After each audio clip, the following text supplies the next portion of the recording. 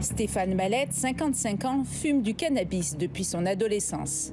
Habitué du marché noir, il se fournit aussi auprès de la Société québécoise du cannabis, la SQDC, même si le gramme s'y vend plus cher. Tu sais qu'est-ce que tu achètes? Au moins, tu sais que ton pot n'a pas été trafiqué, il n'y a pas des additifs chimiques ou quoi qui ont été rajoutés, là. C'est un petit peu plus de confiance. La légalisation a permis de mieux encadrer la consommation, en contrôlant notamment la qualité du produit. C'est sûr qu'il y a une espèce de régularité dans le produit. Le poids, la quantité qu'on va recevoir, le goût, la couleur, tout ça va. C'est assez régulier puis constant. Fait qu'il y a des gens pour qui c'est rassurant d'avoir cette constance-là. Le marché est lucratif pour l'État québécois. Depuis la légalisation en octobre 2018, la Société québécoise du cannabis a absorbé environ 30% du marché noir.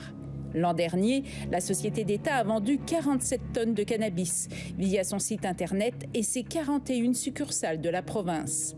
Les ventes ont dépassé les 311 millions de dollars. Après plus de 2 ans de légalisation du cannabis, la consommation a-t-elle augmenté? L'apocalypse annoncé, évidemment, ça ne s'est pas produit. Il n'y a pas d'apocalypse. On estime de 2 à 5 d'augmentation d'usage pour le moment.